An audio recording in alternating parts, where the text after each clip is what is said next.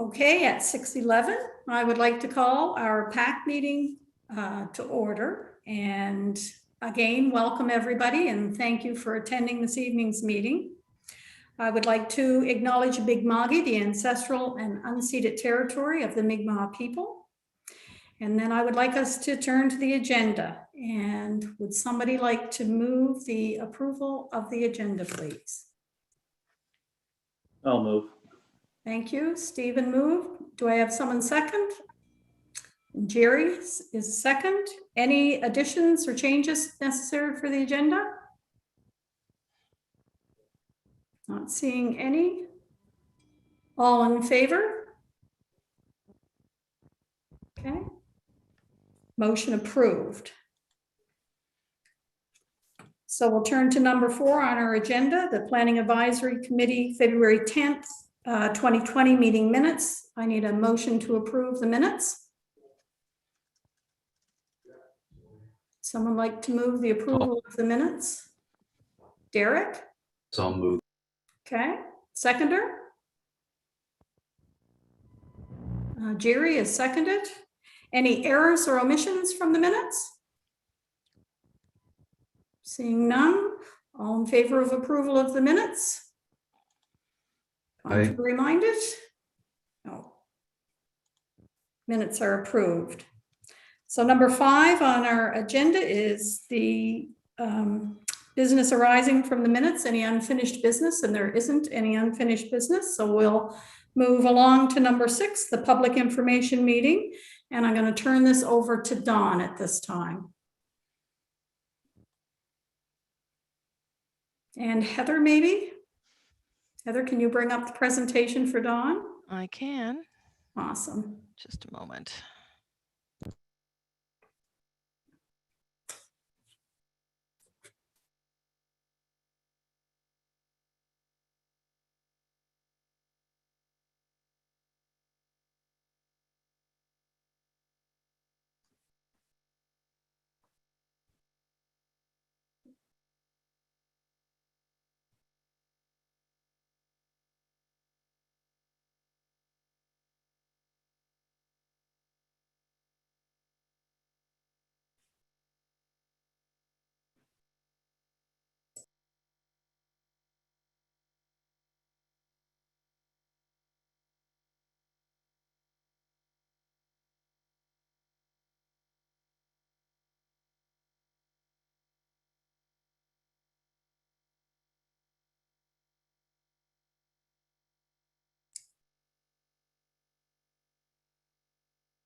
Heather, is Dawn going to be able to work through this?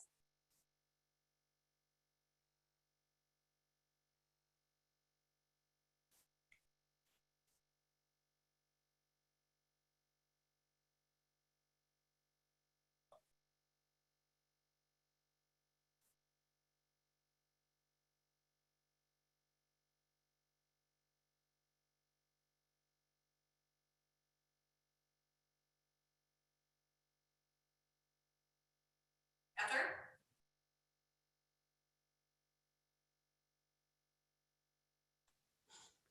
Oh, sorry. I didn't realize I was muted. Oh, there we go. Yay. Oh, yeah. I'm sorry. I have a class tonight, so I couldn't do this from work. All right. Planning Advisory Committee, Public Information Meeting. You should have before you our Planning Advisory Committee members. I've listed them all there. For the members of the audience, we have our chair, Susan Sanford, who is a counselor, and our committee is made up of citizen representatives and counselors, and they should be listed there, as well as the mayor, who has sent his regrets today. I am on the next slide now, Susan. It should have an advertisement in front of you. So it was duly advertised on April 7th in the Progress Bulletin. And I sent out all the neighbor notification letters, every neighbor within 100 feet. So that's the assessed owner, I should say, within 100 feet of any of these subject properties received a letter. I'm on the next slide. It says process to the side. Here's our process. It's basically the same process for both or all 3 applications, a little different wording. We have two development agreements today and land use bylaw text amendment. So there's two processes here that flow together. The first one is under the Town of Lunenburg Public Participation Process, and that's required by the Municipal Government Act. And what that is what what I've done already. Basically, I have put the notice in the paper, and I've sent out the neighbor notification letters. So that's our public participation program. And today, the arrow is already done. The stars, the red stars, are you today. So what you'll be doing today is reviewing the application and holding a public information meeting. And what you'll be doing today after that is then you'll be sending a recommendation to council. So you don't make a decision, you just make a recommendation. After you do the recommendation, it goes to council, and council will take it in, have a look at your recommendation, have a look at the staff report, give it first reading. And at that time, first reading is more of a formality. It sends it forward to a public hearing. So public hearing comes along, the letters go out, we advertise twice, so 2 weeks in advance and then a week in advance.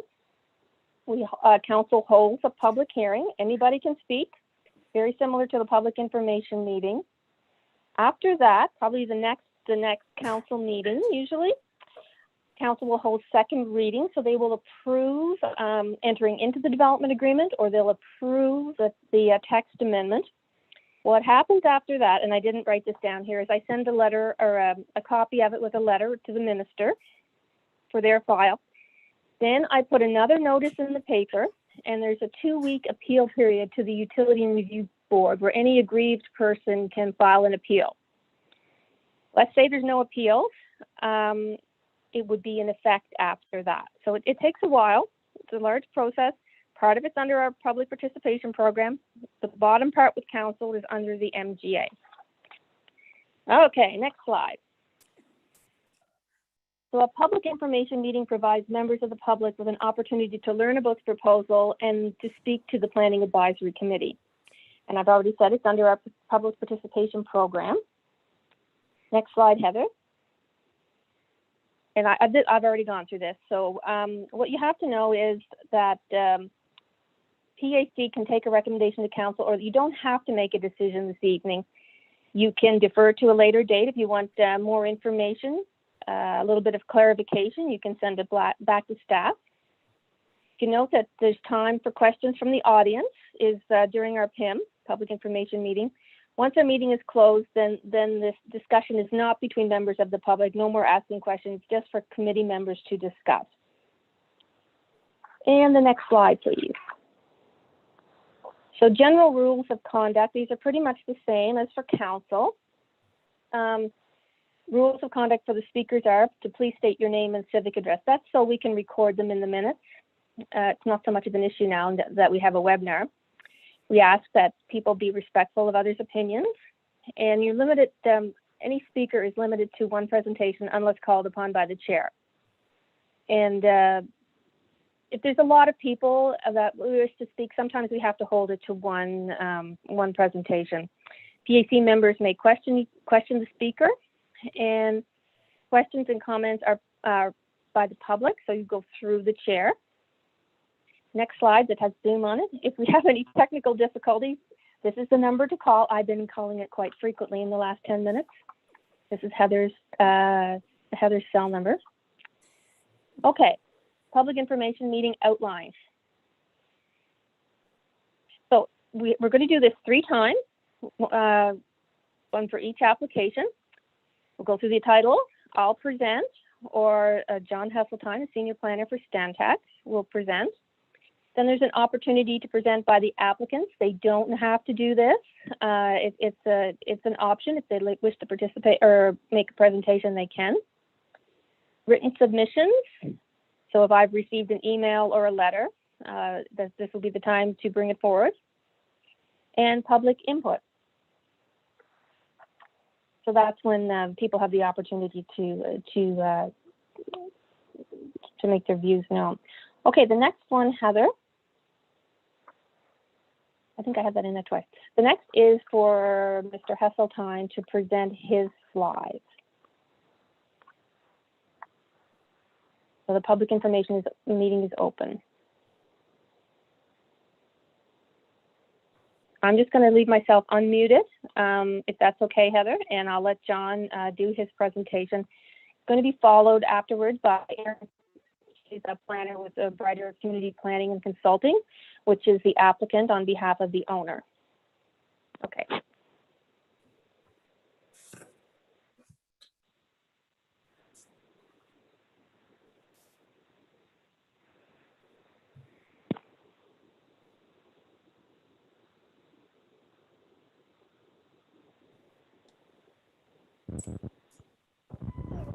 John, you should be able to share your slides now. Yeah, okay. Thank you very much. So yes, my name is John Hesseltine, and as Don said, I'm a senior planner with Stantec Consulting. So I will see what we can do here.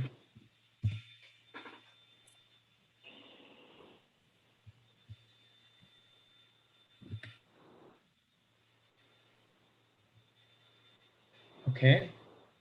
So I trust everybody can see this PowerPoint now. Yes. Okay. So I'm here to provide rundown, I guess, of the review of the application for development agreement for 6 Victoria Road. I just have about half a dozen slides here. The first is just the table that begins my report, indicating the applicant for this development agreement. This development agreement is Mr. John Grieg. He's the owner of the property.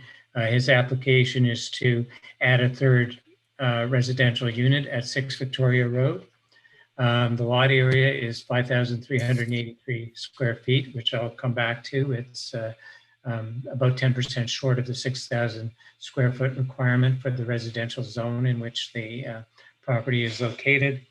Surrounding land uses are a mixture, including industrial uses like the Lunenburg Foundry, commercial uses, recreation, Lunenburg Playground across the street, across Victoria Road, and the immediate surroundings are residential.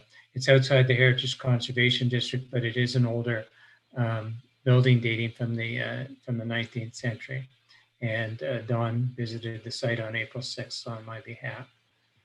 So the policy basis for this application is in section 5.1 of the land use bylaw, which allows council to consider multi-unit dwellings in accordance with municipal planning strategy 5.9. Policy 5.9 says that applications for multiple unit dwellings can be considered in areas designated residential by development agreement. And this covers conversions, expansions, and new construction. So 6 Victoria Road is in a residential designation. The proposal is an internal conversion of an existing building, which is among the development possibilities referenced in that policy. The policy 5.9 refers on to policy 512, which is actually now numbered 512A. That policy only applies to new construction. Therefore, consideration of the application comes under policies 1991 and 1992, which apply to all development agreements. So with respect to that review, against 1991 and 1992, in my report, I've broken that down in the normal way by each point in the policy. And if you'd like to refer to the details, they are there, but I'll summarize them here. So in terms of compliance, there are no significant impacts on town infrastructure, the roads, water and wastewater, stormwater system. There are no expected changes to the building exterior appearance. The building is well buffered by from neighboring structures by a backyard hedge that's well established on the property. It also happens to be relatively isolated from other properties because of the way that it's located on the block on Victoria, between Brook and Falkland. And there are no anticipated environmental risks or concerns with the property. Concerns or issues with the property, I've already mentioned the lot is roughly 10%, has roughly 10% less area than the land use bylaw requirement, 6,000 square feet, and only one parking space can be accommodated on the lot. So this site plan gives you an idea of the property. So it's irregularly shaped. As I said, it's 5,383 square feet. There is enough space on the property to, well, I should first mention, actually, you can see on that site plan, the hedge that's shown around the back of the property. And then over on the left-hand side of the property, as you would look at it from Victoria Road, there's an amenity area, 20 square meters, which I believe is about 219 square feet available for the occupants of the building. So although the lot is a bit undersized, there is reasonable open space on the property for occupants to recreate. And in addition, on the other side of Victoria Road is a well-finished town park that residents can use. The other issue, as I mentioned, is the parking space. There's only room for one parking space meeting the specifications of the land use bylaw. It's located to the right of the building as you look at it from Victoria Road.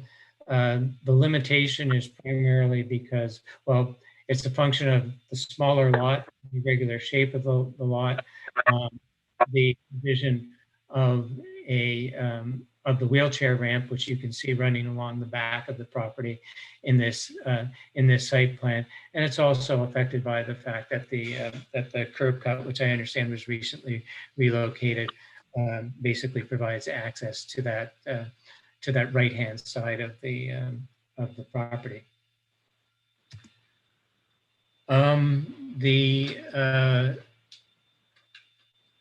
The key policy considerations, or MPS sections 5.0 discusses conversions to multi-unit dwellings and basically says small scale conversions will be permitted as of right, and larger scale conversions will require a development agreement. 3 units is not particularly large scale, but it does qualify under the municipal planning strategy as such. The land use bylaw in those cases requires that there be 1 parking space for each unit. So 3 parking spaces would be the land use bylaw requirement in this case, but we're dealing with a development agreement which to vary the requirements of the land use bylaw where the variation is consistent with the municipal planning strategy, and the specifications of the municipal planning strategy are quite clear in policy 1992. As much as that policy says that development, when you're dealing with development by development agreement, parking need not comply with the requirements of the land use bylaw. So it doesn't have to comply with the 1 parking space per dwelling unit or 3 parking spaces for a 3-unit building requirement. And it's quite clear the intention of council is to reduce the amount of parking required as far as possible in relation to the location of the property. So I guess arguments with respect to the parking situation and going with 1 space instead of 3 are basically that the location of the property is really ideal. It's in a very walkable location. You can reach the downtown waterfront in 10 minutes. You can reach the nearest grocery store in 7 minutes on foot. As I've already mentioned, there's a good quality park directly across the street. The trend now is towards reducing parking requirements as reflected in the municipal planning strategy, and it's ideal in the Lunenburg situation, where it basically reinforces traditional approach to movement within the community, and has a lot of peripheral benefits, not the least of which is promoting or improving the health of residents of the town. So there are three options for Planning Advisory Committee to consider. They are to approve the development agreement, or I should say to recommend the council consider approving the development agreement, to recommend the refusal of the development agreement because it doesn't carry out the intent of the municipal planning strategy, or to offer a third or alternative direction, such as requesting additional information. The recommendation is the first option, to recommend the proposal for development agreement to council for council's consideration. So that's my presentation. If anybody would like to reach me outside of this meeting in relation to this, this is my address and coordinates, but at the moment, I'm happy to respond to any questions or comments that people may have.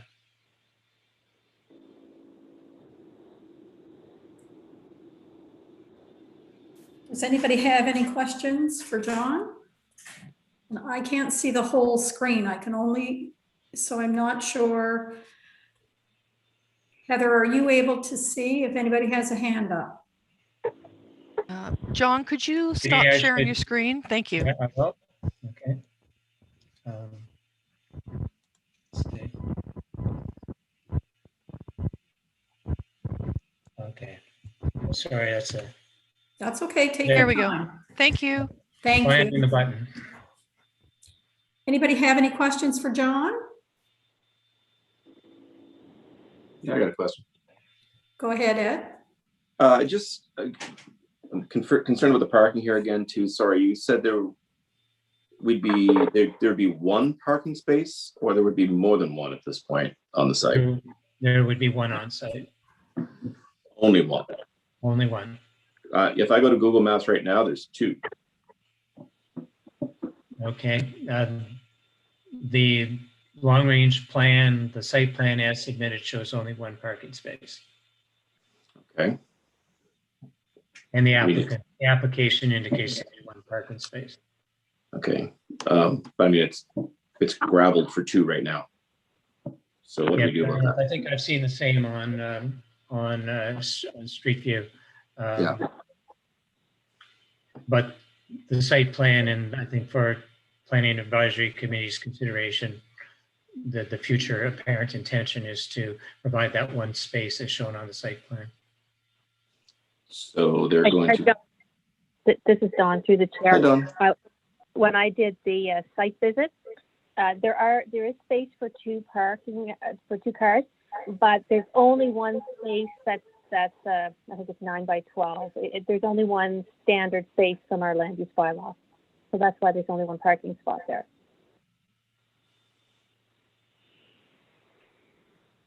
Okay, but there are two right now. So are we okay with two, or are we restricting to one so that when they finish their work, they're going to lose a spot? I just want to be clear what we're voting on here. Yeah. Or what we're recommending here. There's one standard spot. Probably two cars can fit there. So as long as one is maintained, they would be in conformance with the development agreement. Well, again, what I'm seeing, it's on Google Maps. It's current. There are two. One is located in the location you're talking about. The other one goes perpendicular to the site, directly in front of the building. Mhm. Right, So and that would be on the town land, so that's not a parking spot. Okay, so what do we send them notice about that they shouldn't be doing that? I'm just concerned, like, yeah, I'm just concerned because obviously it's being used that way right now, and we're going to be restricting the number of vehicles they have as far as, like, we're not actually making space for them, we're actually restricting it at this point.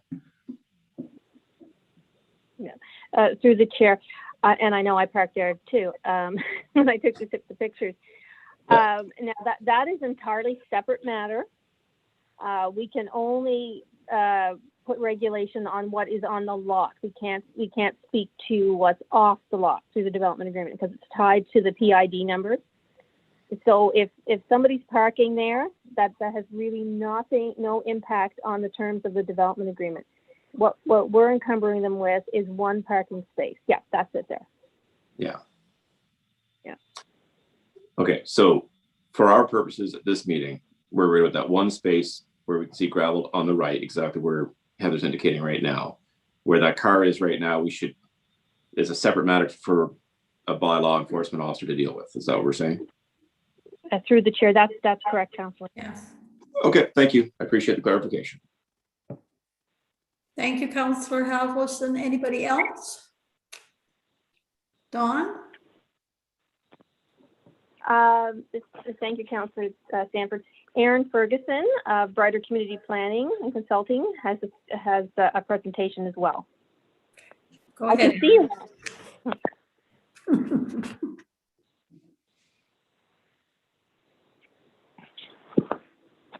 All right. Just looking at the screen here. Heather, are you walking through it, or I can share screen share on my own too and do the clicks if that is easier? You go ahead, Erin. Okay. Just 1 second here. Screen.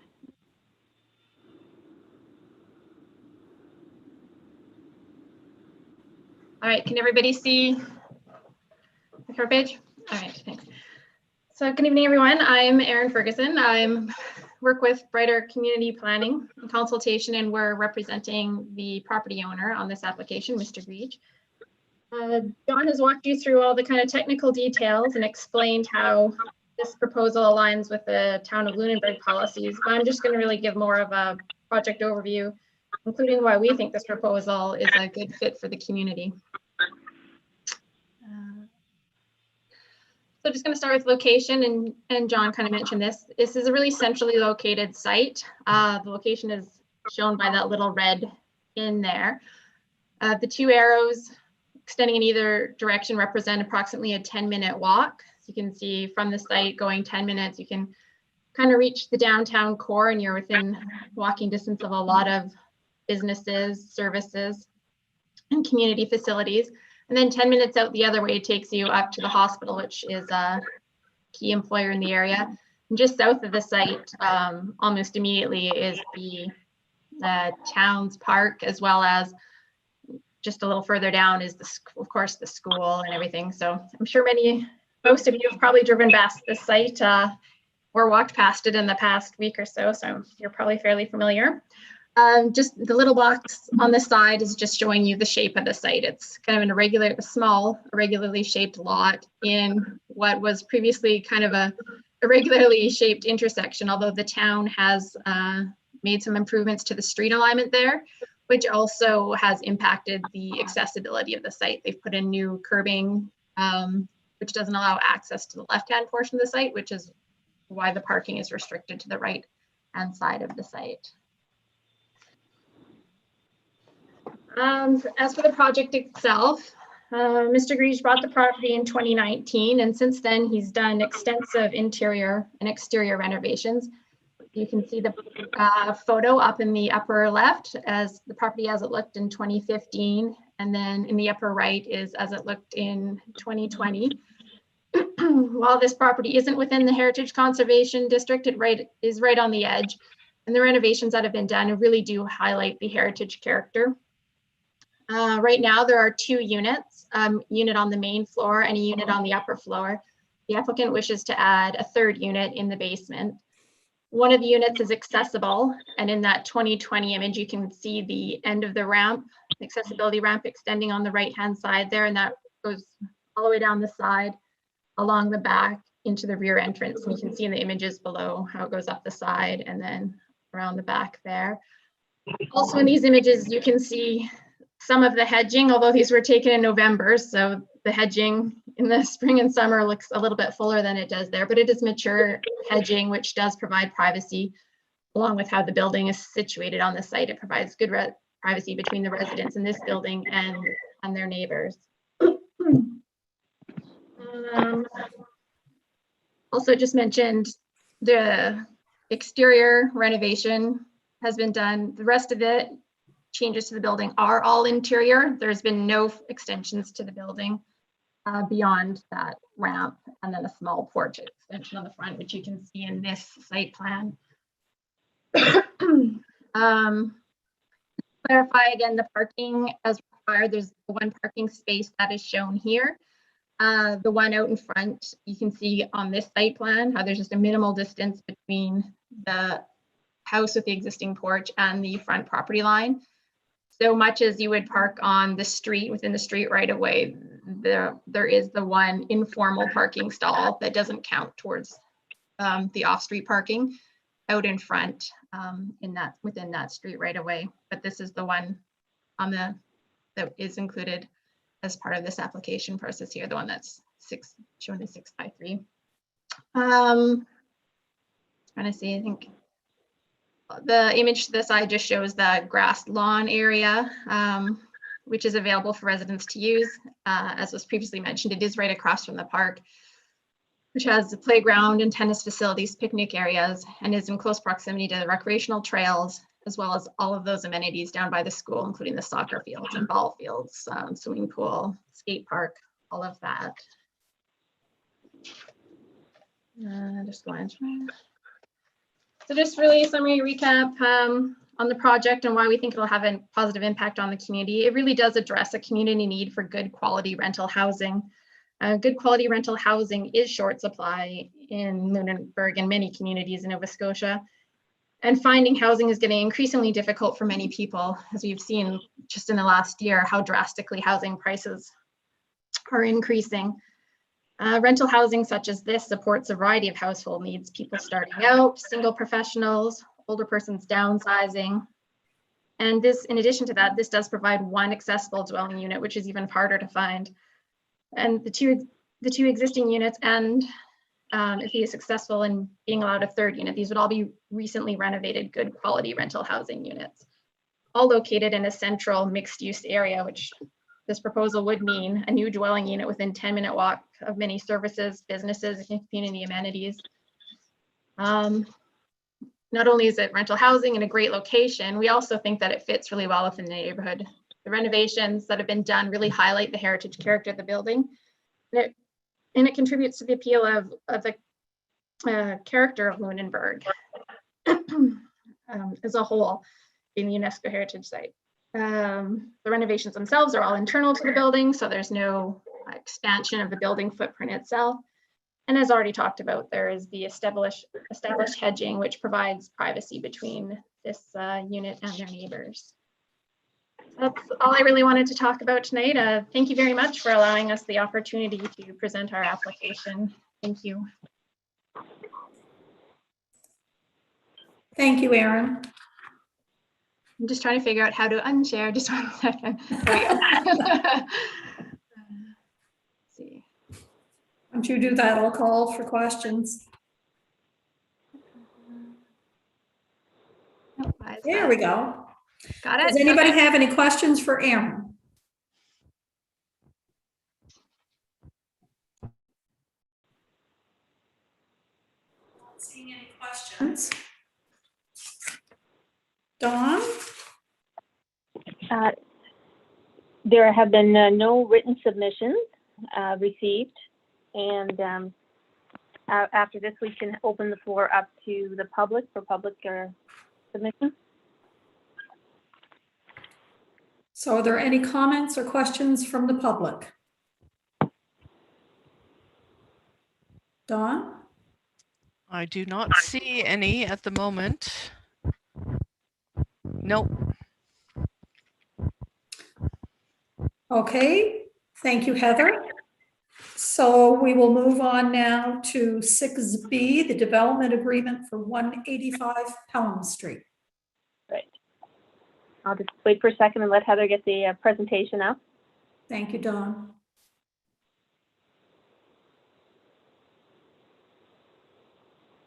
There we go. Great.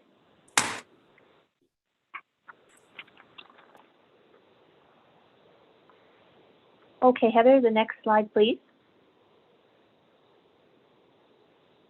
So this application is almost identical to the one that came before it. It's an internal conversion, so it's a third unit on the ground floor, just exactly like 6 Victoria. The landowner is Arneson Industries, and the applicant is Dave Bricks, and I think he's joining us today. The application is to enter into a development agreement to allow for a third unit at 185 Pelham Street. The lot is 2760 square feet. It's in a residential designation, an Old Town residential zone. Surrounding uses are residential, and it is within the Heritage Conservation District. And I did my site visit on April 6th. Next slide, please. I just want to stop for a second, and I know this is in the report, but development agreement is basically a land use contract between the town and the owner, and that allows certain uses that are not allowed under the land use bylaw or under the zoning. So right now in the Old Town residential or the residential zone, you can have 2 units as of right, so just a development permit. Once you go to the third unit, you're into a development agreement. And there's always has to be enabling policy in the MPS, Municipal Planning Strategy. So that's why Mr. Hesseltine was referring to policy there. So a development agreement allows for certain flexibility, but there are also conditions on it. If you could go to the next slide, please, Heather. And a development agreement, this contract is registered at the Land Registration Office, and it follows the title of the property. So what that means is if I enter into a development agreement and then I sell my house, the next owner is still bound by that development agreement. So it travels with the title of the land. It's registered at the Land Registration Office of the Registry of Deeds. Okay, Heather. So this is a context map. You can see where the star is. That is the subject property. It's surrounded by residential uses. Next slide shows photos of the site. So the front, the driveway is right beside another property. The back there is recently upgraded and renovated decking. So it's a secondary means of access there. Okay. Again, these are the same policies. So 5.9, Mr. Hesseltine has already explained what that is. It allows us to have a third unit in a property. Next slide, Heather. And I won't go through these. These are all in your staff report. The implementation policies 19.8 and 19.9. And the analysis is in Schedule A of the planning report. Also, policy 5.1.2A, so that has been an amended policy, is in Schedule B. And I'm not going to repeat it because John already said it about the parking is not required. We try to get as much parking, but the policies speak to being as flexible with parking as we can. And this is a conversion. So the policies above that are listed, they don't necessarily apply. We have to have regard for them, though. We take into consideration. So issues, next slide. Adequate site, suitable. There's no issues with water, sewer, or drainage. No known pollutants. Next slide, Heather. The area, it meets the land use bylaw requirement for area. Now, there is a parking area shown on the site plan, but these are not standard parking spaces. It's just a parking area that I have. They can fit 2 cars in there. One is at a bit of a slant, but they're not standard size parking spaces. So here, parking need not comply with the requirements of the land use bylaw, and the intention is to reduce the amount of parking required as far as reasonable. Relation to the location of the property. So, this is in a very walkable area. It's close to downtown. similar to 6 Victoria. You can walk to any of the nearby amenities. The exterior, there are no changes proposed. It's an internal conversion. And say if there is a need for a change to a door or a window, that wouldn't necessarily be covered by the development agreement. That would be covered under a certificate of appropriateness because it's in the Heritage Conservation District. So any changes like that would go as they normally would through a certificate of appropriateness. Okay, Heather? So this is for 185 Pelham as well as 6 Victoria. The building code requirements. We didn't go in and inspect for building, compliance. That's not what this is about. It's a very separate issue from a development agreement. We're concerned with the use, which is the 3rd unit, and the site design. That where it shows the parking, where it shows the location of the deck, those types of things. So we're not making any representations that the expansion of the residential units will meet the National Building Code. That is on the owner to meet the National Building Code. To get their development permits, to get their certificates of any changes to the exterior, and to get their building permit. It's just as normally they would. So we don't cover that in a development agreement. That is something that is on the owner to meet the building requirements, not part of the development agreement. Okay. Here's the site plan. That's what I was speaking about. See, they're not standard parking areas. One's on a slant, but there is room for two vehicles. I forgot to mention that there's not a lot of amenity area. This house is right up on very close to the side lot line, and a lot of the rear yard is the decking. So that's the exit at the back. I mean, there is a bit of space where you can sit out. It's a lovely 2-story deck, and it has its occupancy permit. But there's not a lot of open space on the land because it is landscape, as you could see in the pictures. Okay, Heather. So strategic plan, relevance, community structure. Okay, growth and well-planned area that's respectful of its past, right? Housing, of course, we all know we need housing, that it's high quality and affordable. And mobility, again, that's the walkability and the connectivity. Okay. So our options here are to recommend to council to enter into the development agreement for the 3rd unit, or recommend that the application be refused if it's found not to carry out the intent of the municipal planning strategy, or provide alternate direction. Okay, Heather. So this is what you need to listen for. I know there's a number of new members on PAC. That the proposal is consistent with policy and meets the intent of the municipal planning strategy. If it doesn't meet the intent of the municipal planning strategy, you should not approve it. But this one does. So here is the recommendation at the bottom, that the Planning Advisory Committee recommend that council enter into the development agreement to add the third unit. And once the public information meeting closes, then you go in and do your recommendations after that. Okay.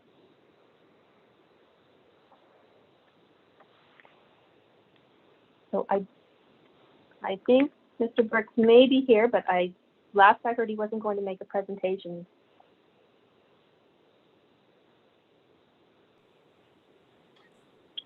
Thank you, Dawn. So, Mr. Bree, did you want to comment or say anything to the committee? No, I just am here in case there was any questions that maybe I could answer. I think Dawn did a great job of presenting, and as I said, I can answer any questions that might come up. Okay, thank you. So, Dawn, were there any written submissions? There were no written submissions. And are there any questions for Dawn or any? Dawn?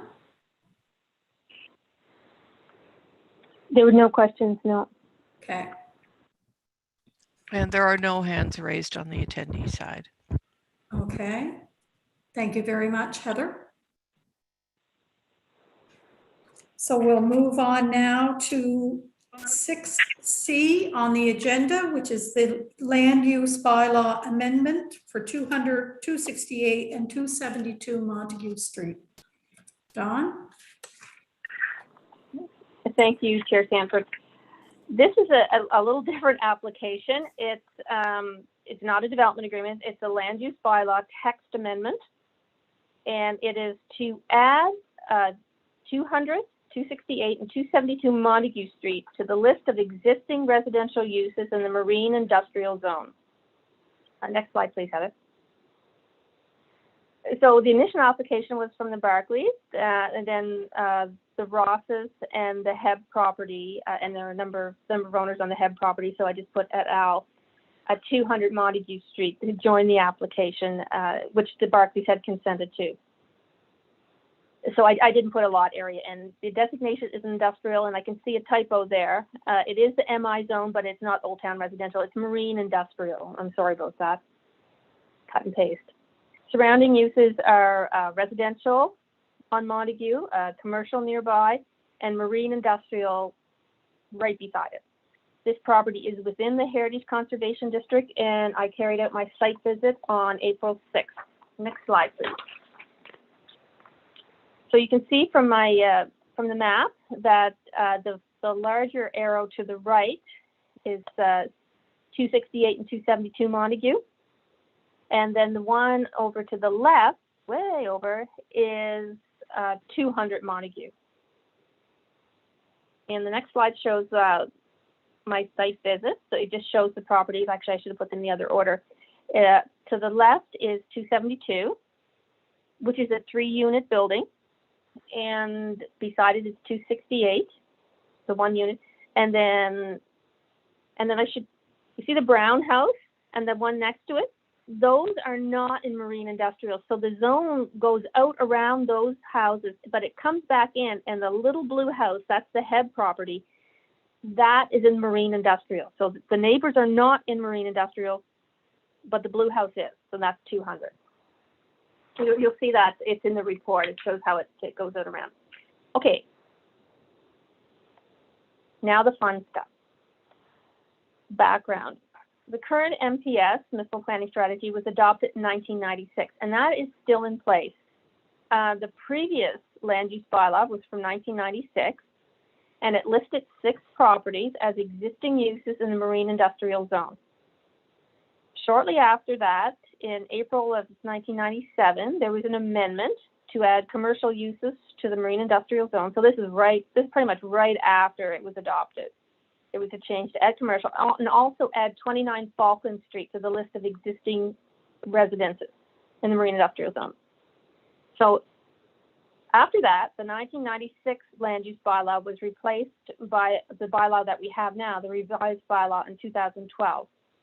And the current 2012 bylaw lists 7 properties and the owners at the time of listing as existing residential uses. So if you just go to the next slide. So that's right now. That's what we have. Those properties are all residential properties, and they're all in the marine industrial zone. And they're listed, so they have certain property rights. Now, 200 and 268 Montague, they, in 1996, they were never listed. They never had any residential property rights. 272 did. 272 Montague, that's the Barclay property, is a converted dwelling. So it's a house and it has 3 units in it. It was originally 1, then it's 3. So it's called a converted dwelling. That's what we're doing to 6 Victoria and 185. Those are converted dwellings after the development agreement because there'll be 3 units in it. So back to 272 Montague. It has 3 units. It wasn't listed as an existing residential use. It was the zone back in 96 had converted dwellings listed subject to certain conditions or it had parking and it had parking that had a requirement. So the 272 property, the Barclay property, did have certain property rights back in 96. In 2012, they lost those property rights because converted dwellings were no longer permitted in the marine industrial zone. So it's a little different. Barclays had some rights, and they were extinguished in 2012 because they were converted dwellings were no longer permitted in the marine industrial zone. Okay, next slide.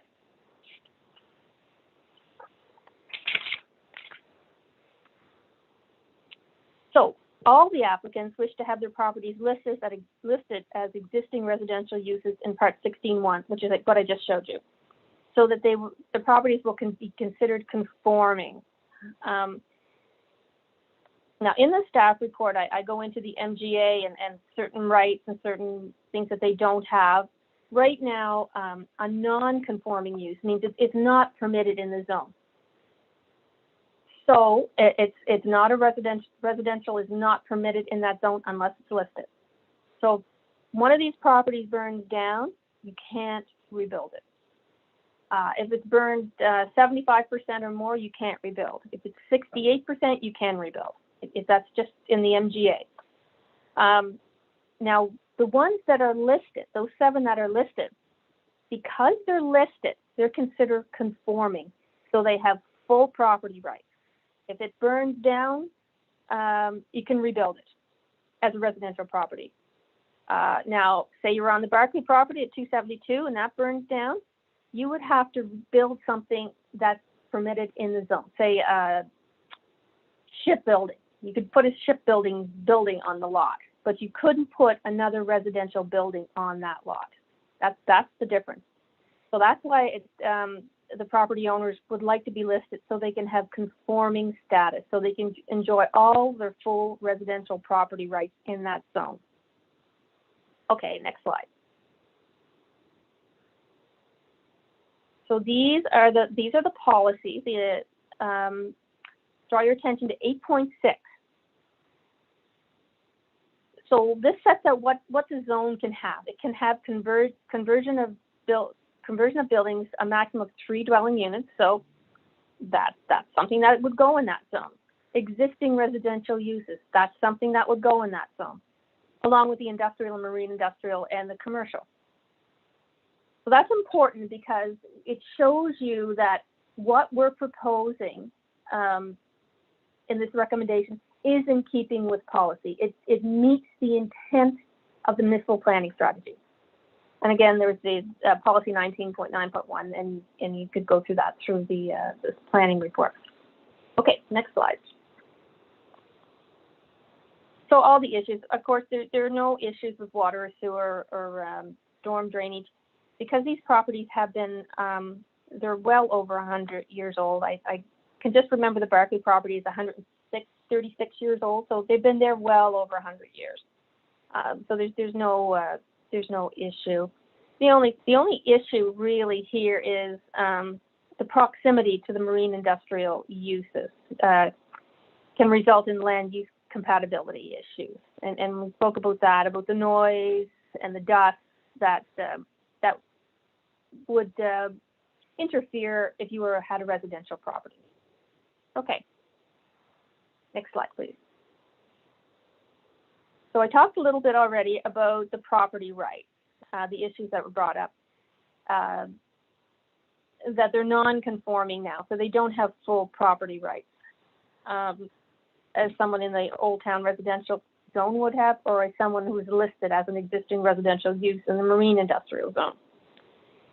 Long-term goals, so the marine industrial, those lands are intended for marine industrial activity, so they're intended to be industrial.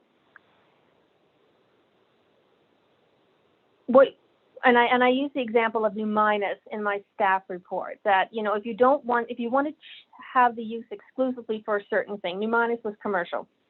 So all the houses in New Minas way back were under planning, they were non-conforming. So they slowly, as commercial came in, the uses stopped and commercial uses took over. That would be the reason why you wouldn't list an existing use in the zone. If you didn't want it to have property rights, you wouldn't list it. Eventually, you would hope that those uses would cease and marine industrial uses would take over. Oops. My screen's going black, I haven't moved. There. So land use conflict, that's that's a separation of use. There's, you can see right there in the picture that there's a big crane behind the house and it's noisy and there's banging. That being said, these uses have been there for 136 years. So anybody buying that house is going to know that's a marine industrial behind there. The lot characteristics, what I meant here is that at the top of Montague Street where the houses are, it's a much higher elevation than below where the marine industrial activity is occurring. So chances are if those houses were removed, that lot wouldn't be used for marine industrial purposes because it's so much higher. It just, you might have to take some of the bank out, or it's just too high, right? There's a really quite a slope going towards the marine industrial area from the top to the bottom. So working waterfront, does this interfere with the working waterfront? Probably not. We would hear a lot more about it over the last 100 years. It doesn't appear to be interfering in any way. It is in a heritage conservation district. So there's a bit of a competing policy in that we're trying to preserve these properties, the architectural form through our heritage conservation district plan and bylaw. So we're trying to preserve them. And the traditional use, very close to the water, residential, very close to marine industrial activities, and the working waterfront is accepted. As a Lunenburger, you'd expect to see residential and very close to the marine industrial activities. Okay. So strategic plan relevance. A town that accommodates growth, so we're allowing these uses to continue and respectful of the past. So this one really has a real cultural heritage aspect to it. The working waterfront, maybe a bit of conflict with that because it does have land use compatibility issues. And housing, it offers a wider range of housing, so that's good. Next slide, Heather. So these are your options, would be to recommend that council amend, so that's change, the permitted uses and add these properties, and listing them as 200 Montague, 268, and 272 converted dwelling with 3 units, just to be clear. Or to refuse it if you found not to carry out the intent. So if you felt that no, we really don't want these residential uses in the marine industrial zone, and that's not what the policy wants, it says, then you would recommend against it. Or you could provide alternate direction if you wanted more information, things like that. Okay, Heather? So that's my recommendation is it carries out the intent of the municipal planning strategy and is consistent with our industrial policies. And so that's why I'm recommending in favor of it. I have to tell you a little story, so we're going off topic here. I think it was Miss Barclay. She asked me for a map, and of course these maps are from 1996. And I scanned copies, and I don't have the original. And whenever you ask for a map, you have to go back to the original. So I was looking for these. Poor Anne and I were looking for these original documents, and Bee was looking for them.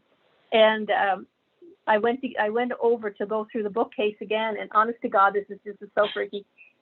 These documents literally flew off the shelf at me, and so I found the original documents, but I don't know who handed them to me. I think it was a ghost.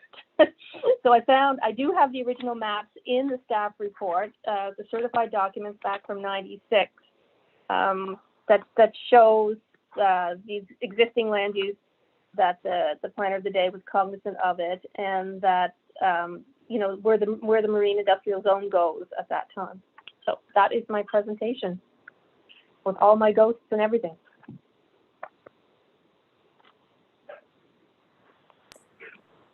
Thank you, Dawn. Is there going to be a presentation, Dawn, at this point from the applicants? I'm not sure. There is a written submission from the Barclays. So do you read that? It's in the package. Okay. It's been circulated. So anybody have any questions for Dawn at this point?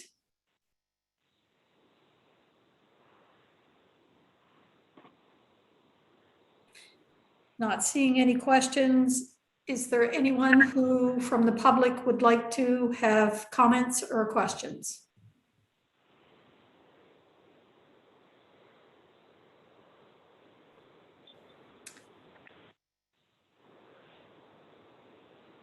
Oh, you know what? I did have a comment. I'm sorry. I did have a comment from Development Nova Scotia, which is an email from Terry Driscoll, that there was no objection to it. Okay, thank you, Dawn. Yeah, I'm sorry. I forgot to send it. Yeah.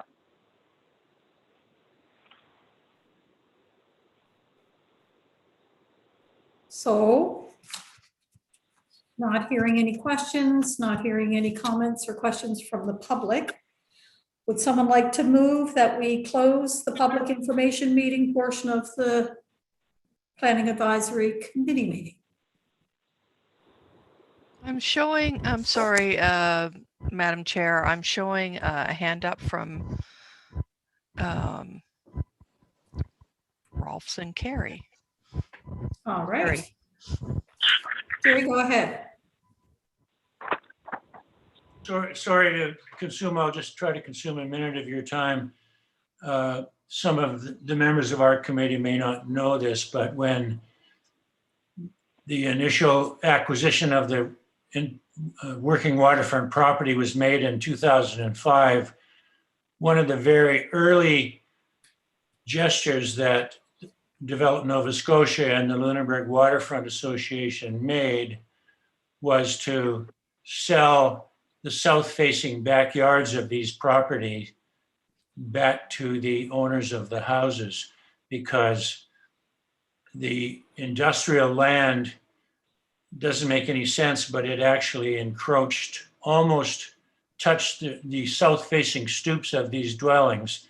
And theoretically, the ownership of these folks' backyards was with the Crown Corporation. So the first thing that the Waterfront Master Plan did was to relinquish, redraw the boundaries and sell those backyards, those south-facing backyards to these houses back to the people who owned the dwellings. So they would, which is in a way recognizing that it's a legitimate residential use. That's all. Thank you, Jerry. Any other comments? Any questions for Jerry? Dawn? No, that's great. Thank you, Jerry.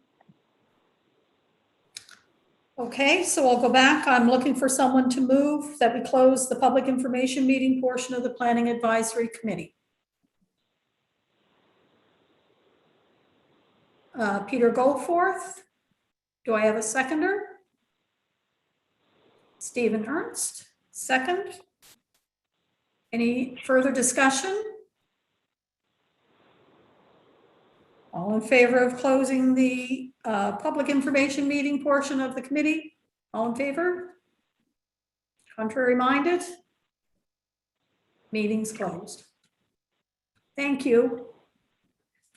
So we'll go on to number 7 in new business. And we will start with 7A, the development agreement for 6 Victoria Road. Dawn, it has staff report and the draft motion. The draft motion I have. Do you reference the staff report in a way with this? No, Councilor, or I don't. It's just staff report actually went with the public information meeting, but it's all you have to do here is the motion. Okay, so I'd like to. Okay, thank you, Dawn. I'd like to. The Planning Advisory Committee recommend that council enter into the development agreement to add a 3rd residential unit at 6 Victoria Road, PID number 600557531, and give first reading and set a public hearing date to further consider the same. I have Jerry. Do I have a seconder? Seconded by Derek. Any further discussion? Motion carried. So moving on to 7B, the development agreement for 185 Pelham Street.